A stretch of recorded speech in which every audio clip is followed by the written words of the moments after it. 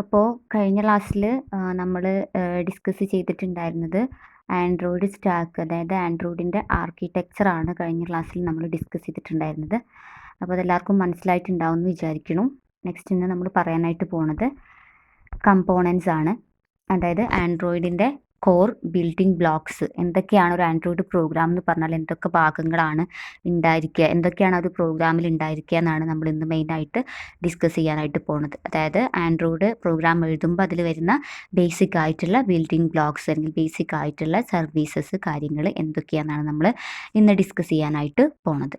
Okay, അപ്പോൾ നമ്മൾ സാധാരണ ഒരു ആൻഡ്രോയിഡ് പ്രോഗ്രാമിങ്ങിൻ്റെ പ്രോഗ്രാമിൻ്റെ ഒരു ചെറിയ ഭാഗത്തെ നമ്മൾ പറയുന്ന പേരാണ് ആൻഡ്രോയിഡ് കമ്പോണൻ്റ് എന്ന്. ഓക്കെ, നമ്മൾ ഒരു വലിയൊരു പ്രോഗ്രാം, ഫോർ എക്സാമ്പിൾ ആൻഡ്രോയിഡിൽ നമ്മൾ രണ്ട് നമ്പേഴ്സിനെ ആഡ് ചെയ്യുന്ന പ്രോഗ്രാമാണെന്ന് വിചാരിക്കുക. അങ്ങനെയാണെങ്കിൽ ജസ്റ്റ് ആ ഒരു വലിയൊരു പ്രോഗ്രാമിൻ്റെ ചെറിയൊരു ഭാഗത്തിനെയാണ് നമ്മൾ ആൻഡ്രോയിഡ് കമ്പോണൻ്റ് എന്ന് പറയുന്നത്. It's simply a piece of code. ഒരു ചെറിയ ഒരു പീസ് ഓഫ് കോഡിനെയാണ് നമ്മൾ എന്തെന്ന് പറയുന്നത്, കമ്പോണൻ്റ് എന്ന് പറയുന്നത്. അപ്പോൾ ഈ ഒരു കമ്പോണൻറ്റിൻ്റെ പ്രത്യേകത എന്ന് പറഞ്ഞാൽ, അപ്പോൾ നമ്മളൊരു അങ്ങനെ നോക്കുകയാണെങ്കിൽ ഒരു പ്രോഗ്രാമിൽ ഒത്തിരി കമ്പോണൻസ് ഉണ്ടായിരിക്കും അല്ലേ, ഒരുപാട് കമ്പോണൻസ് ഉണ്ടായിരിക്കും. അപ്പോൾ ആ ഒരു കമ്പോണൻസിനൊക്കെ ഉള്ള ബേസിക് ആയിട്ടുള്ള കുറച്ച് പ്രോപ്പർട്ടീസ്, അല്ലെങ്കിൽ ഈ ഒരു കമ്പോണൻറ്റ് എന്ന് പറയുമ്പോൾ അതിൽ ഇന്ന കാര്യങ്ങളൊക്കെ ഉണ്ട്. എന്തൊക്കെയാണ്, എന്തൊക്കെ കൂടിയതാണ് ആക്ച്വലി ഒരു കമ്പോണൻറ്റ് അല്ലെങ്കിൽ ഒരു ആൻഡ്രോയിഡ് കമ്പോണൻറ്റ് എന്ന് പറഞ്ഞാൽ, അതാണ് നമ്മൾ ഇന്ന് പറയാനായിട്ട് പോണത്. ഇപ്പോൾ സിംപ്ലി ആൻഡ്രോയിഡ് കമ്പോണൻറ്റ് എന്ന് പറഞ്ഞാൽ ഒന്നുമില്ല, ജസ്റ്റ് പീസ് ഓഫ് കോഡാണ് കേട്ടോ. നമ്മുടെ ആൻഡ്രോയിഡ് പ്രോഗ്രാമിൽ നമ്മൾ എഴുതിയിട്ടുള്ള ഒരു ബ്ലോക്ക് ഓഫ് കോഡ്, നമ്മൾ ഫംഗ്ഷൻസ് എന്നൊക്കെ പറയാറില്ലേ, അതായത് ഫംഗ്ഷൻ എഴുതുന്ന മുതൽ അത് അവസാനിക്കുന്ന വരെയുള്ളതിനെയാണ് നമ്മൾ ഫംഗ്ഷൻ എന്ന് പറയുക. അപ്പോൾ അതിൻ്റെ ഇടയിലുള്ള എല്ലാം പെടും. അതേപോലെ തന്നെ ഒരു കമ്പോണൻറ്റ് എന്ന് പറഞ്ഞാൽ ജസ്റ്റ് നമ്മളുടെ ആൻഡ്രോയിഡിൽ നമ്മൾ എഴുതിയിട്ടുള്ള കോഡിൻ്റെ ഒരു ഭാഗത്തിനെയാണ് നമ്മൾ ആൻഡ്രോയിഡ് കമ്പോണൻറ്റ് എന്ന് പറയുന്നത്. ആ കമ്പോണൻസിന് കുറച്ച് പ്രോപ്പർട്ടീസ് ഉണ്ട്, അല്ലെങ്കിൽ ആ കമ്പോണൻസിൽ പെടുന്നത് ഒരുപാട് കാര്യങ്ങളാണ്. അതൊക്കെ കൂടുമ്പോഴാണ് അത് ഒരു കമ്പോണൻ്റ് ആയിട്ട് മാറുക. അതെന്തോന്നൊക്കെയാണ് നമ്മൾ ഇന്ന് ഡിസ്കസ് ചെയ്യാനായിട്ട് പോകുന്നത്.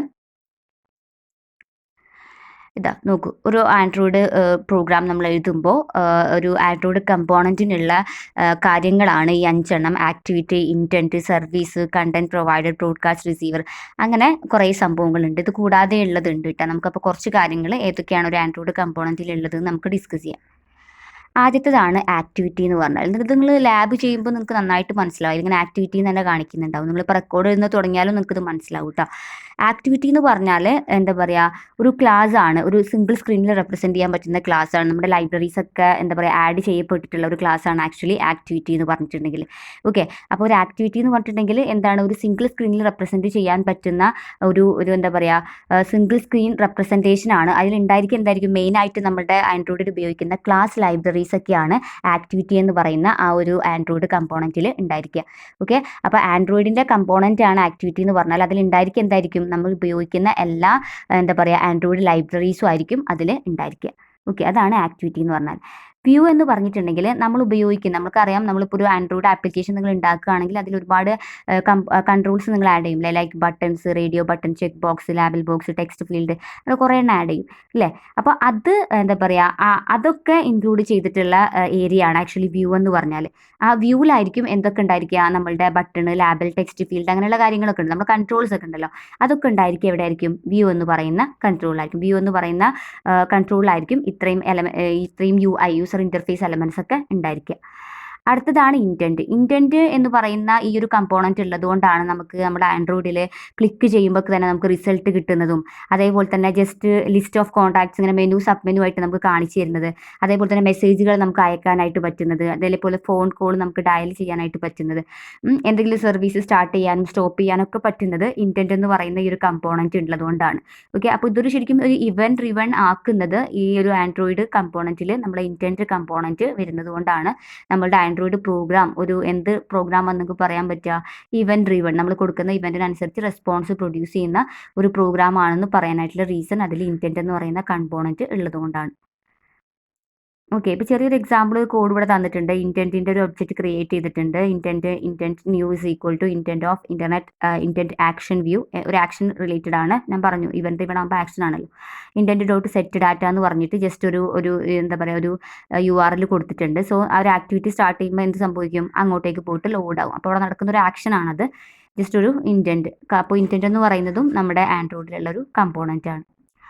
അടുത്തതാണ് സർവീസസ്. നമ്മളിപ്പോൾ ഒരു ഫോണൊക്കെ ഉപയോഗിക്കുകയാണെങ്കിലും അതിന് ഇന്റേണലി ഒരുപാട് സർവീസസ് റൺ ആവുന്നുണ്ടായിരിക്കും അല്ലേ? അതിന് അത് ഒത്തിരി സർവീസ് നമ്മളറിയാത്ത ഒരുപാട് സർവീസസ് നമ്മളൊരു ഫോൺ ഓൺ ആക്കുന്ന മുതൽ ഇങ്ങനെ ബാക്ക് എൻഡ് ആയിട്ട് ഇങ്ങനെ റൺ ചെയ്തുകൊണ്ടിരിക്കുന്നുണ്ട്. അപ്പോൾ ആ സർവീസ് ചിലപ്പോൾ ലോക്കൽ ആയിരിക്കാം അല്ലെങ്കിൽ റിമോട്ട് ആയിരിക്കാം. ലോക്കൽ ആക്സസ് ആകുമ്പോൾ നമ്മൾ എന്താ പറയുക, നമ്മുടെ ഫോണിലുള്ള ആപ്ലിക്കേഷൻസ് മാത്രം ഉപയോഗിക്കുന്ന കേസിൽ. അതല്ല നമ്മൾ ഇപ്പോൾ നമ്മളിതിൽ നിങ്ങൾ നോക്കിക്കഴിഞ്ഞാൽ നിങ്ങൾ ഫോണിൽ മനസ്സിലാവും. നമ്മൾ യൂട്യൂബ് ചിലപ്പോൾ ഓൺ ചെയ്തിട്ടുണ്ടായിരിക്കും. അതേ സമയത്ത് നമ്മൾ വാട്സപ്പിൽ വന്ന മെസ്സേജ് നോക്കും. അതേ സമയത്ത് നമ്മൾ ഫേസ്ബുക്ക് നോട്ടിഫിക്കേഷൻ നോക്കും. അതേ സമയത്ത് തന്നെ വേറെ എന്തെങ്കിലും നിങ്ങൾ PSന്റെ എൻട്രി ആപ്പൊക്കെ ആണെങ്കിൽ അത് നോക്കും അല്ലേ? അപ്പോൾ നമുക്ക് ഒന്നിലധികം ആപ്ലിക്കേഷൻസ് ഒരേ സമയത്ത് റൺ ചെയ്യുമ്പോൾ ഒത്തിരി സർവീസസ് ബാക്കിൽ വർക്ക് ചെയ്യുന്നുണ്ട്. അപ്പോൾ നമ്മുടെ ഫോണിൽ മാത്രം നമ്മുടെ ഫോൺ ഇൻഡിവിജ്വലായിട്ട് വർക്ക് ചെയ്യുകയാണെങ്കിൽ അത് ലോക്കൽ സർവീസസ് ആയിരിക്കും. അതല്ല നിങ്ങളുടെ ഫോണും അതേപോലെ തന്നെ മറ്റൊരാളുടെ ഫോണും എന്തെങ്കിലും ഒരു വൈഫൈ ഒക്കെ വെച്ച് കണക്റ്റഡ് ആവുകയാണെങ്കിൽ അവിടെ വർക്ക് ചെയ്യുന്ന സർവീസസ് എന്ന് പറയുമ്പോൾ റിമോട്ട് സർവീസസ് ആണ്. ഓക്കെ, അപ്പോൾ എന്ത് തന്നെ ആയിക്കഴിഞ്ഞാലും ഒത്തിരി സർവീസസ് ഒരു ഫോൺ നമ്മൾ ഒരു ആപ്ലിക്കേഷൻ അല്ലെങ്കിൽ ഒരു ഫോണിൽ നമ്മൾ ഒരു ആപ്ലിക്കേഷൻ ഇൻസ്റ്റാൾ ചെയ്യുന്നത് മുതൽ അങ്ങോട്ടേക്ക് ഒത്തിരി services either local or remote എന്ത് ചെയ്യുന്നുണ്ട്, ബാക്ക് എൻഡ് ആയിട്ട് ഇങ്ങനെ റൺ ചെയ്തുകൊണ്ടിരിക്കുന്നുണ്ട് എന്നാണ് പറയുന്നത്. അപ്പോൾ സർവീസസും is also the component of Android. Okay, അടുത്തതെന്ന് പറയുമ്പോൾ കണ്ടന്റ് പ്രൊവൈഡർ ആണ്. കണ്ടന്റ് പ്രൊവൈഡേഴ്സ് എന്തിനാണ് മെയിനായിട്ട് യൂസ് ചെയ്യുന്നത് വെച്ചാൽ ഈ ആപ്ലിക്കേഷൻസ് തമ്മിൽ നമ്മൾ എന്താ പറയുക ഡാറ്റേനെ ഷെയർ ചെയ്യാം. ഇപ്പോൾ ഫോർ എക്സാമ്പിൾ നമുക്കറിയാം, നമ്മൾ ഇപ്പോൾ എന്തെങ്കിലും ഒരു മെസ്സേജ് വേറെ എവിടെയെങ്കിലും ഫേസ്ബുക്കിലുള്ള ഒരു മെസ്സേജ് ആണെങ്കിൽ നമ്മൾ അതിന് എടുത്തിട്ട് അത് വാട്സപ്പിലോട്ട് ഷെയർ ചെയ്യപ്പെടുന്നുണ്ട് അല്ലേ? അല്ലാന്നുണ്ടെങ്കിൽ നമ്മൾ ഒരേ സംഭവം തന്നെ ചിലപ്പോൾ ഡിഫറെൻറ്റ് ആപ്ലിക്കേഷൻസിൽ നമ്മൾ ഷെയർ ചെയ്യാറില്ല. വാട്സപ്പിൽ ഷെയർ ചെയ്ത് തന്നെ ചിലപ്പോൾ നമ്മൾ അവിടെ നിന്ന് എടുത്തിട്ട് ഫേസ്ബുക്കിൽ ഷെയർ ചെയ്യാറുണ്ട്. കാരണം നിങ്ങൾ കാണുന്നുണ്ട് ഷെയറിൻ്റെ ഒരു ഓപ്ഷൻ കൊടുത്തിട്ട് കണ്ടിട്ടില്ലേ ഫോണിൽ? അത് ക്ലിക്ക് ചെയ്ത് കഴിഞ്ഞാൽ നമുക്കത് ഡിഫറെൻറ്റ് മീഡിയാസ് വഴി ഇപ്പോൾ ഇൻസ്റ്റാഗ്രാമിലേക്ക് പോസ്റ്റ് ചെയ്യാം, വാട്സപ്പിലേക്ക് പോസ്റ്റ് ചെയ്യാം, അതേപോലെ ഫേസ്ബുക്കിലേക്ക് പോസ്റ്റ് ചെയ്യാം, അതെല്ലാം നോർമൽ ടെക്സ്റ്റ് ആയിട്ട് പോസ്റ്റ് ചെയ്യാം. അപ്പോൾ അതിനൊക്കെ നമ്മൾ ആ ഷെയർ ഓപ്ഷൻ യൂസ് ചെയ്യുന്നുണ്ട്. അപ്പോൾ അത് വർക്ക് ചെയ്യുന്നത് നമ്മുടെ ആൻഡ്രോയിഡിലെ കണ്ടന്റ് പ്രൊവൈഡേഴ്സ് ഉള്ളതുകൊണ്ടാണ് നമുക്ക് സെയിം ഒരു സംഭവം തന്നെ ഡിഫറെൻറ്റ് ആപ്ലിക്കേഷൻസിൽ നമുക്ക് ഷെയർ ചെയ്യാനായിട്ട് പറ്റുന്നത്.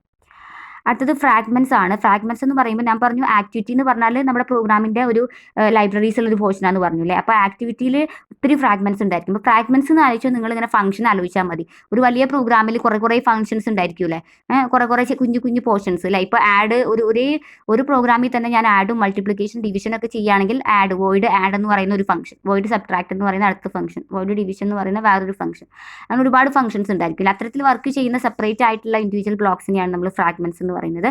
അതായത് ആക്ടിവിറ്റിൻ്റെ ചെറിയൊരു ഭാഗം, അതാണ് ഫ്രാഗ്മെൻറ്റ്സ് എന്ന് പറയുന്ന കമ്പോണൻറ്റ്. അടുത്തത് ആൻഡ്രോയിഡ് വെർച്വൽ ഡിവൈസ് ആണ് AVD. AVD എന്ന് വെച്ചാൽ നമുക്കറിയാം, നിങ്ങളിപ്പോൾ ഈ ആൻഡ്രോയിഡ് ലാബൊക്കെ ചെയ്യുമ്പോൾ നിങ്ങൾ കമ്പ്യൂട്ടറിലായിരിക്കും ചെയ്യുക. പക്ഷേ നമുക്ക് അതിൻ്റെ ഔട്ട്പുട്ട് നമുക്ക് എന്ത് ചെയ്യണം, കമ്പ്യൂട്ടറിന് അത്രയും വലിയ സ്ക്രീൻ സൈസ് അല്ല നമ്മുടെ മൊബൈൽ ഉണ്ടത് അല്ലേ? അപ്പോൾ ആ ഒരു ഡയമെൻഷനിൽ നമ്മൾ കാണുന്നുണ്ടെങ്കിൽ നമുക്ക് ഫോണിനെ നമ്മൾ കമ്പ്യൂട്ടറുമായിട്ട് കണക്ട് ചെയ്യാന്നൊക്കെ പറഞ്ഞാൽ കുറച്ച് ഡിഫിക്കൽട്ട് ആയിട്ടുള്ള കാര്യമാണ്. അതിന് പകരം ഇവർ ഈ കണ്ടുപിടിക്കപ്പെട്ടുള്ളൊരു സംഭവമാണ് ഈ വെർച്വൽ ഡിവൈസ് എന്നത്. വെർച്വൽ മൊബൈൽ നിങ്ങൾ ആൻഡ്രോയിഡ് ചെയ്യുമ്പോൾ മനസ്സിലാവും അതിൻ്റെ ഔട്ട്പുട്ട് കാണുന്നത് നമ്മൾ ഈ മൊബൈൽ പോലത്തെ ഒരു സ്ക്രീനിലായിരിക്കും. അതാണ് ആക്ച്വലി AVD എന്ന് പറഞ്ഞത്. അപ്പോൾ നമുക്ക് ആ ഔട്ട്പുട്ട് പ്രൊഡ്യൂസ് ചെയ്യുന്നതൊക്കെ കറക്റ്റ് ആ ഒരു മൊബൈലിൻ്റെ ഡയമെൻഷനിൽ കാണാൻ വേണ്ടിയിട്ടാണ് അത്തരത്തിലുള്ളൊരു വെർച്വൽ ആയിട്ടുള്ള ഒരു മൊബൈൽ ഡിവൈസ് അവർ നമ്മുടെ സോഫ്റ്റ്വെയറിൽ എംബഡ് ചെയ്ത് കൊടുത്തിട്ടുള്ളത് കേട്ടോ. അപ്പോൾ അതാണ് ആക്ച്വലി AVD എന്ന് പറഞ്ഞാൽ. അപ്പോൾ ഇത്രയാണ് മെയിനായിട്ടുള്ള നമ്മളുടെ ആൻഡ്രോയിഡ് കമ്പോണൻസ് എന്ന് പറഞ്ഞാൽ. അപ്പോൾ ഓരോ ഭാഗങ്ങൾ ഇതൊക്കെ കൂടി ചേർന്നതാണ് ആക്ച്വലി ഒരു കംപ്ലീറ്റ് ആൻഡ്രോയിഡ് പ്രോഗ്രാം എന്ന് പറഞ്ഞാൽ. അപ്പോൾ അതിൻ്റെ ഡിഫറെൻറ്റ് കമ്പോണൻസ് ആണ് നമ്മൾ ഈ പറഞ്ഞത്. ഫ്രാഗ്മെൻറ്റ്സ് ആയാലും ആക്ടിവിറ്റി ആയാലും AVD ആയാലും കണ്ടന്റ് പ്രൊവൈഡേഴ്സ് ആയാലും ഇതൊക്കെ കൂടെ ഉണ്ടായാൽ മാത്രമേ ഒരു കംപ്ലീറ്റ് ആൻഡ്രോയിഡ് ആപ്ലിക്കേഷൻ നമുക്ക് ഉണ്ടാക്കിയെടുക്കാനായിട്ട് പറ്റുള്ളൂ. എങ്കിൽ മാത്രമേ അതൊരു ആൻഡ്രോയിഡ് ആപ്ലിക്കേഷൻ ആയിട്ട് മാറുകയും ചെയ്യുള്ളൂ. ഓക്കെ, അപ്പോൾ ഇതാണ് നമ്മൾ ഇന്ന് ഡിസ്കസ് ചെയ്തത് മെയിൻ ആയിട്ടുള്ള കമ്പോണൻസ്. ആൻഡ്രോയിഡിലുള്ള കമ്പോണൻസ് ആണ് നമ്മൾ ഇന്ന് ഡിസ്കസ് ചെയ്തിട്ടുണ്ടായിരുന്നത്. ഓക്കെ.